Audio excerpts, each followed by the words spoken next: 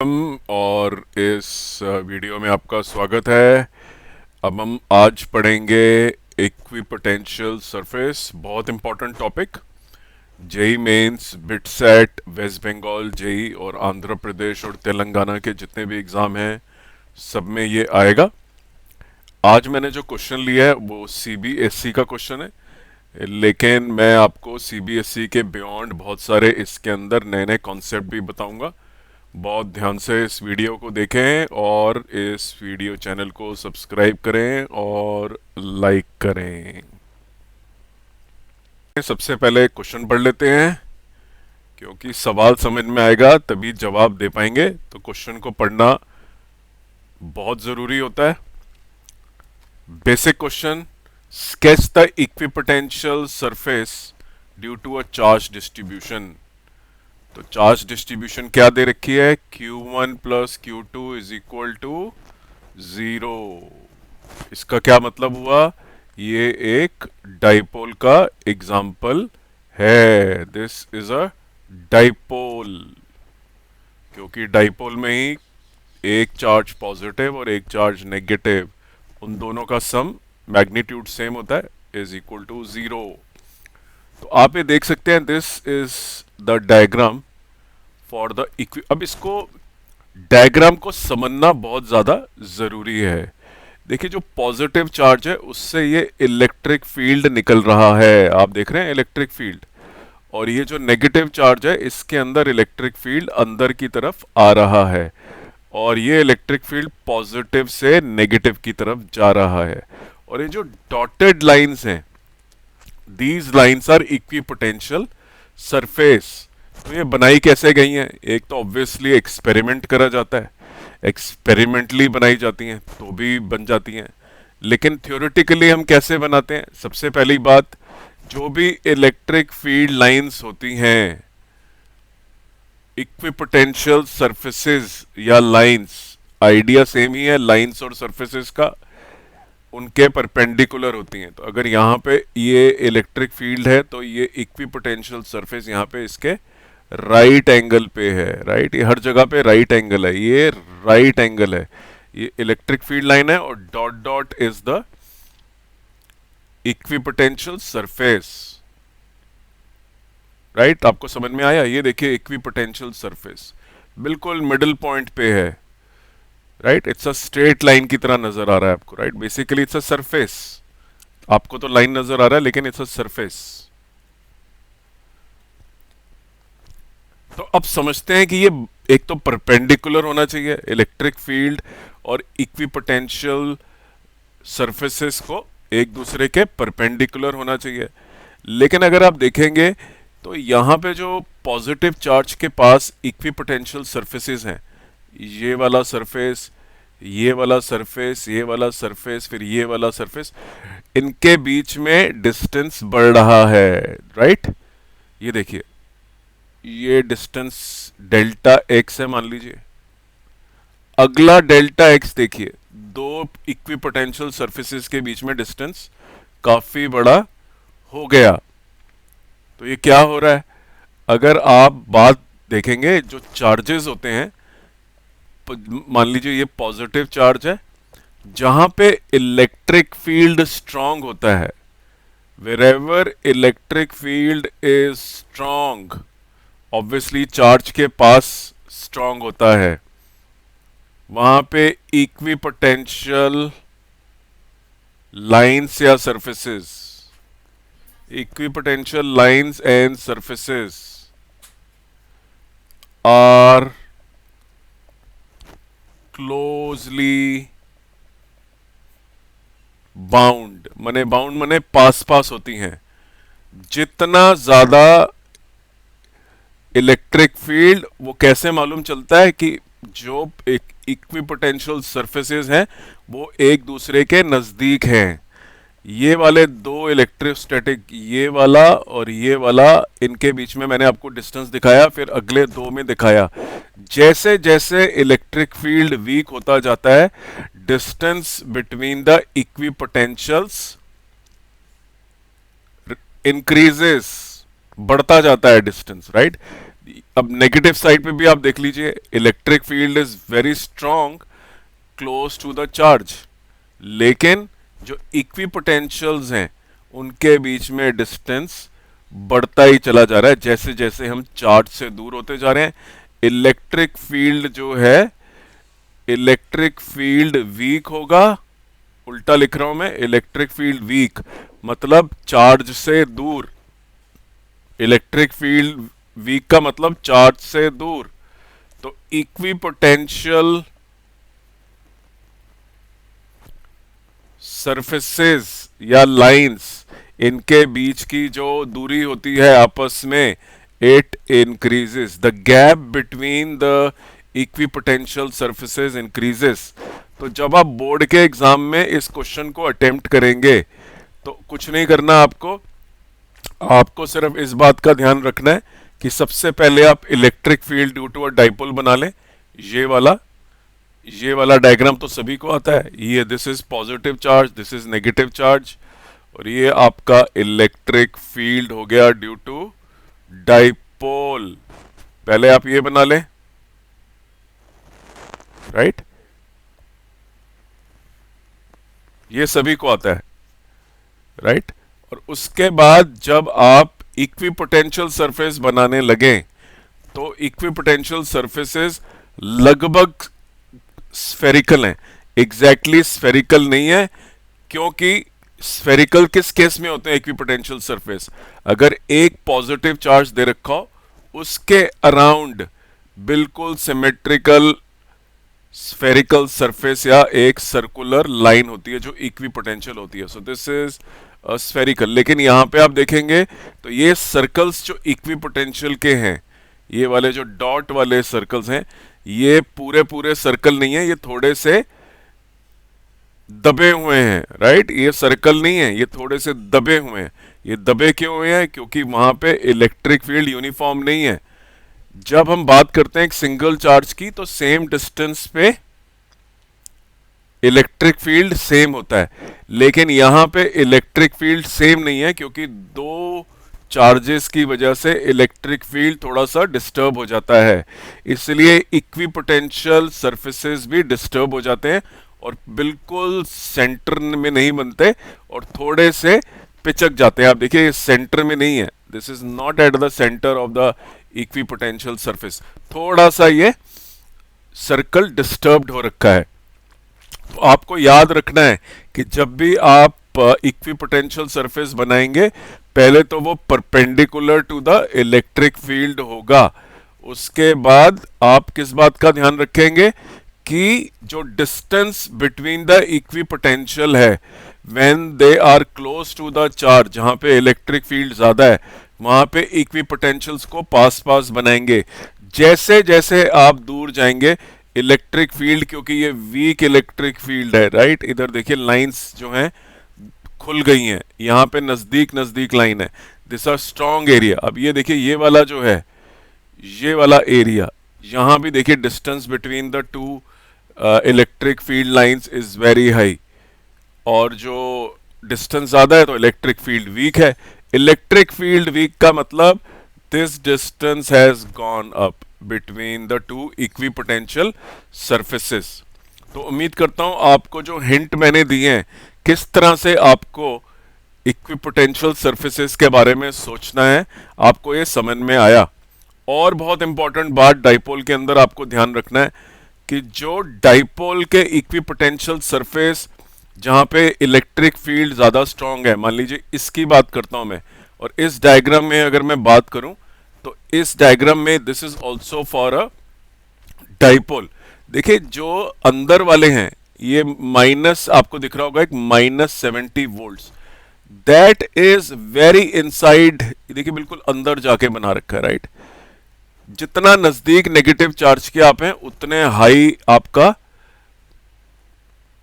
क्योंकि आपकी spacing between the equipotential बहुत ज्यादा कम होती है, वहां पे इलेक्ट्रिक फील्ड बहुत ज्यादा होता है, distance between the equipotential is very very low, और आपको यह भी मालूम है कि V is given by K Q by R।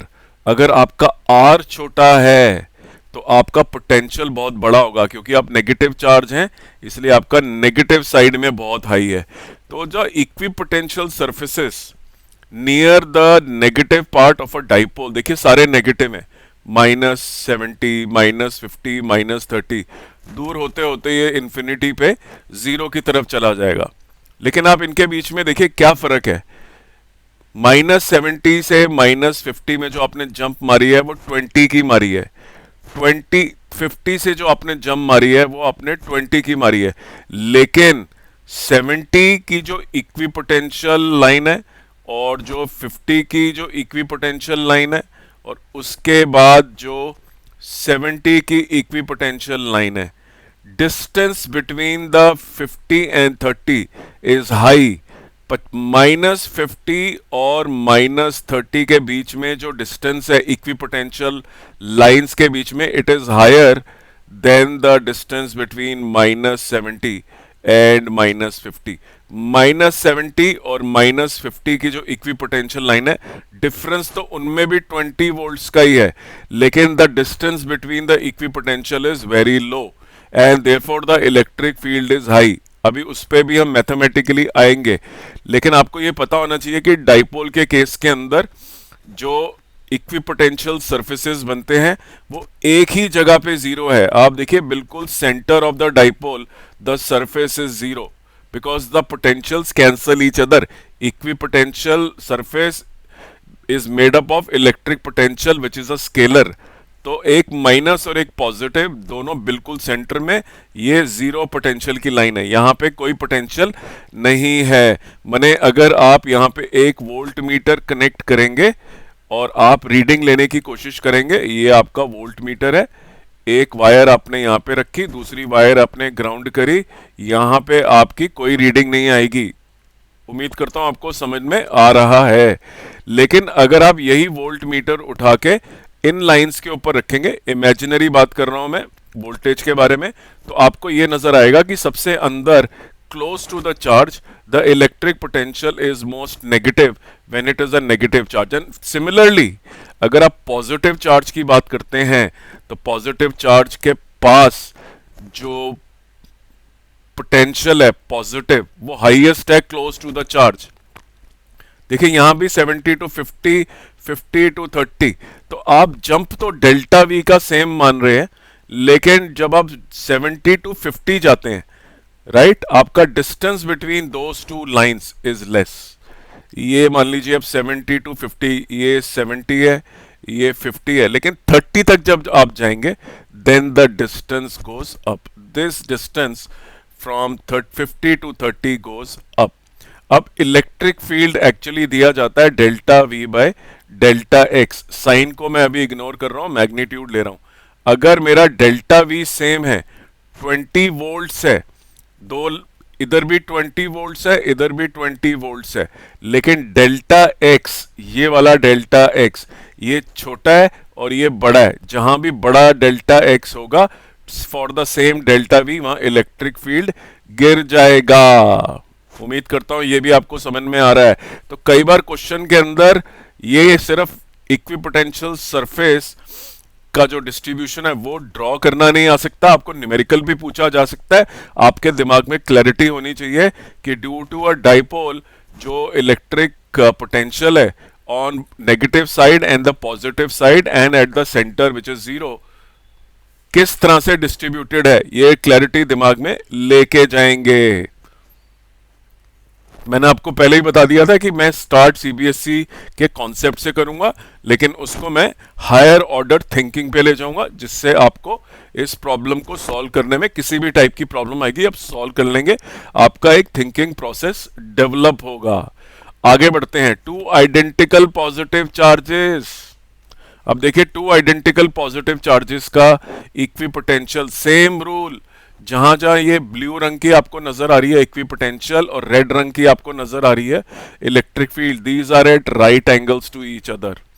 उसके बाद आप देखिए जितना आप पॉजिटिव पोटेंशियल आपका, ये देखिए जितना आप ये देखिए यहाँ पे आपका अंदर की तरफ, ये मैं आपको ये वाली लाइन दिखा रहा हूँ, ये लाइन 70 है, दिस इज 50, तो यहाँ पे भी जितना आप पॉजिटिव चार्ज के पास हैं उतना हायर इक्विपोटेंशियल। ये गैप देखिए, this gap, right, look at this gap. अगर ये गैप देखिए आप पहले, सबसे easy, right, this is between 70 and 50, then 50 and 30 का गैप देखिए, फिर से डिस्टेंस बढ़ गया। Same logic, the only difference is the equipotential surfaces, the shape is very different. जो डाइपोल नेगेटिव और पॉजिटिव की थी, रूल सारे सेम है। जहां पे भी क्लोजली स्पेस्ड इक्विपोटेंशियल सरफेस है, ये क्लोजली स्पेस्ड इक्विपोटेंशियल सरफेस है, वहां पे the magnitude of electric field is very high, right. जहां पे भी आपका मैग्नेट इलेक्ट्रिक फील्ड वीक पड़ गया, वहां पे जो distance between the equipotential surfaces is very high, right. तो देखिए, due to two positive charges the potential is positive positive positive, दोनों तरफ पॉजिटिव ही आएगा। इसी तरह से अगर आपको दो नेगेटिव चार्जेस दे दें और आपको बोला जाए कि उसका इक्विपोटेंशियल सरफेस बनाए, तो उनकी वजह से इक्विपोटेंशियल सरफेसेस सिर्फ नेगेटिव ही होंगे। आपको सिर्फ इस बात का ध्यान रखना है कि पहले आप इलेक्ट्रिक फील्ड लाइंस बना लें।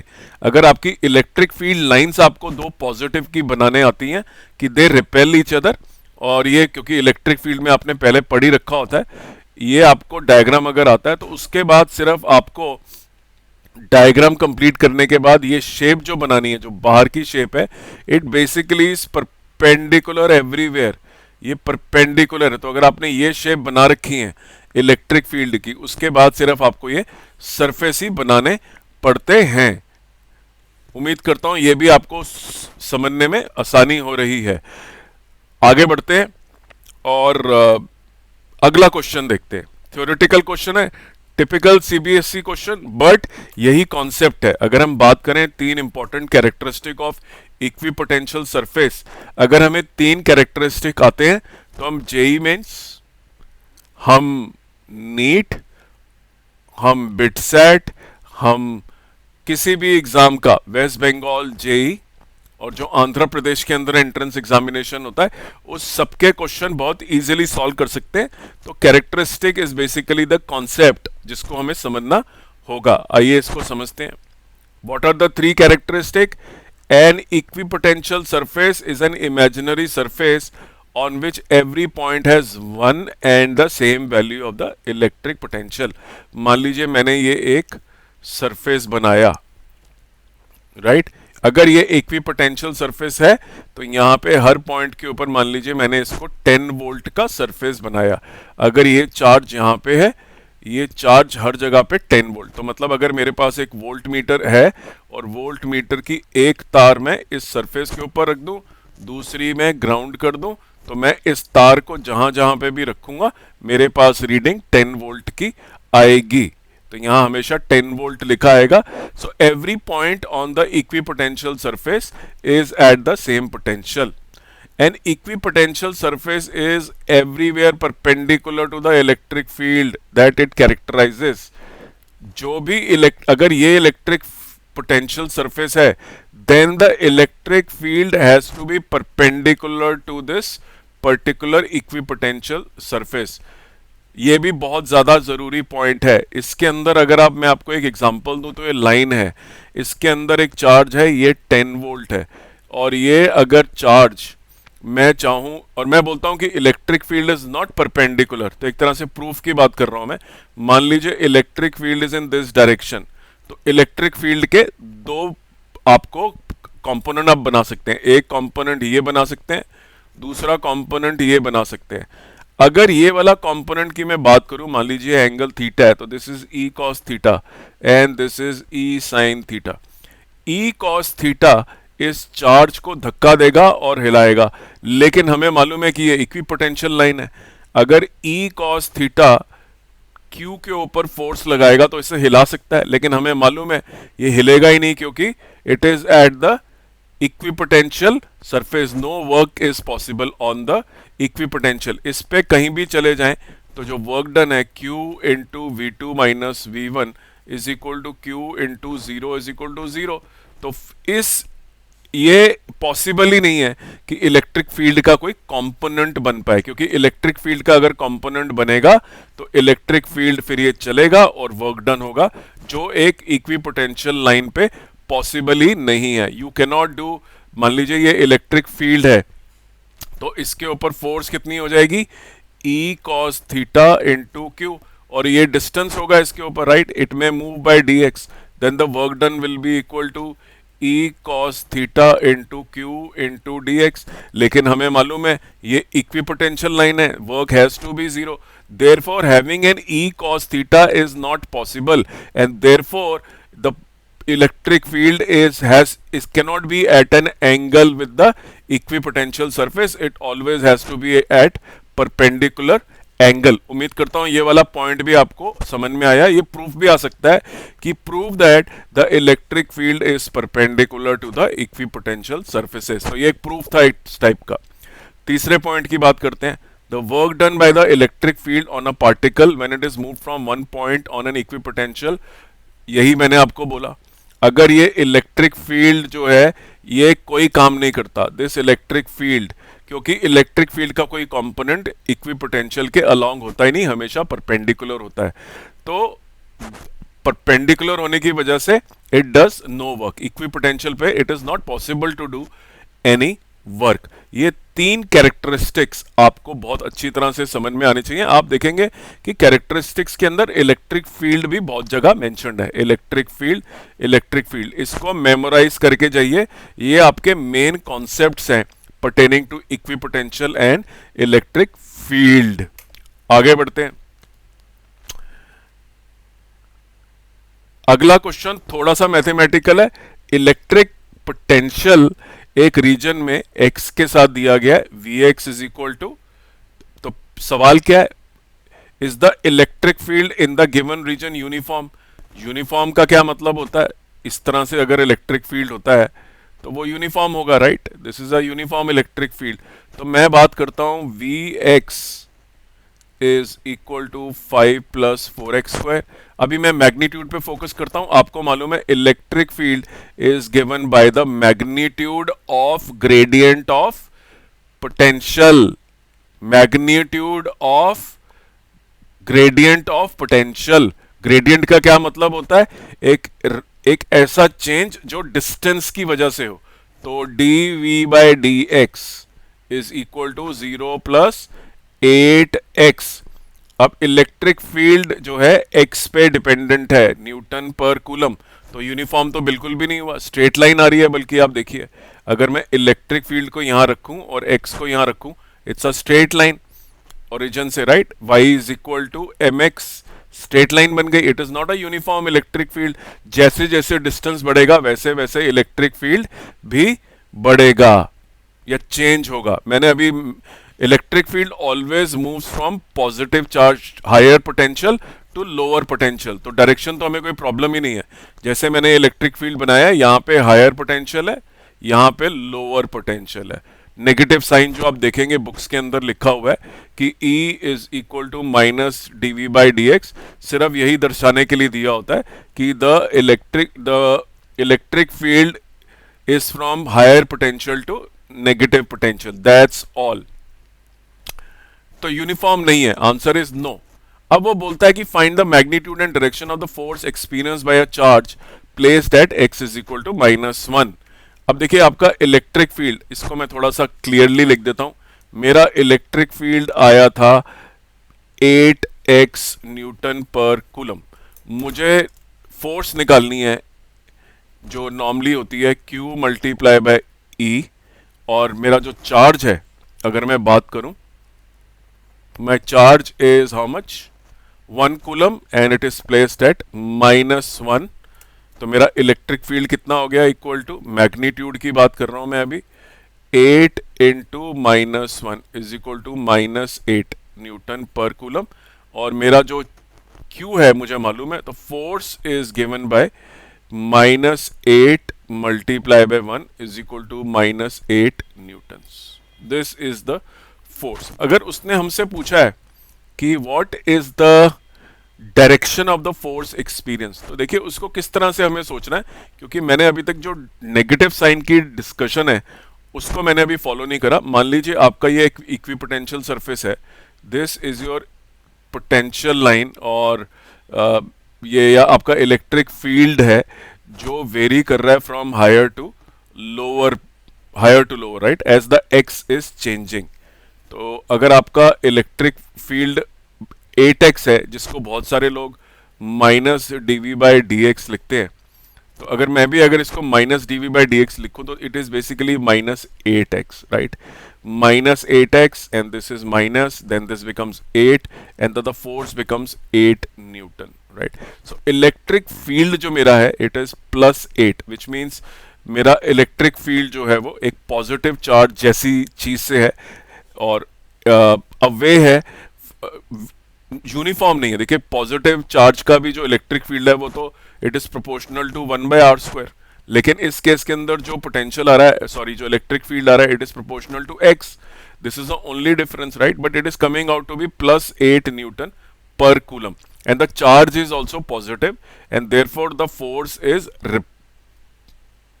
repulsive force is there. The charge is getting repelled because the electric field is coming out to be 8 newton per coulomb. मैंने अब साइन का यूज कर लिया, मैग्नीट्यूड नहीं, क्योंकि मुझे डायरेक्शन भी तय करनी है। मैंने आपको बता दिया था इसका सिग्निफिकेंस क्या होता है, सिर्फ डायरेक्शन, हायर टू लोअर। तो अगर चार्ज के पास जाएंगे, और ये पॉजिटिव इलेक्ट्रिक फील्ड का क्या मतलब है, अगर आपका पॉजिटिव इलेक्ट्रिक फील्ड आ रहा है मतलब चार्ज पॉजिटिव है, आपका जो 1 कूलम चार्ज है that is also positive, so it has to be repelled. बड़ी सिंपल सी बात है, इसलिए साइन का मैंने यूज कर लिया इस बार, जिससे कि मैं डायरेक्शन भी आपको बता सकूं। तो उम्मीद करता हूं ये आपको सारे क्वेश्चन समझ में आए। इक्विपोटेंशियल सरफेस को प्रैक्टिस करके जाएं, बोर्ड के लिए भी, जेई मेंस के लिए भी, पुराने जेई मेंस के क्वेश्चन भी करके जाएं, पुराने बोर्ड के क्वेश्चन भी करके जाएं। इसको ध्यान से वीडियो को देखें और समझ लें कि किस तरह से आपको ये क्वेश्चंस को अटेम्प्ट करना है मैथमेटिकली, किस तरह से कॉन्सेप्चुअली आपको सोचना है, किस तरह से आपको विजुअलाइज करना है, किस तरह से आपको डायग्राम बनाने हैं इक्विपोटेंशियल सरफेसेस के। तो अगर ये आपको वीडियो पसंद आया तो इसको लाइक करें और इस चैनल को सब्सक्राइब करें। अगले वीडियो की वेट करें। Best of luck.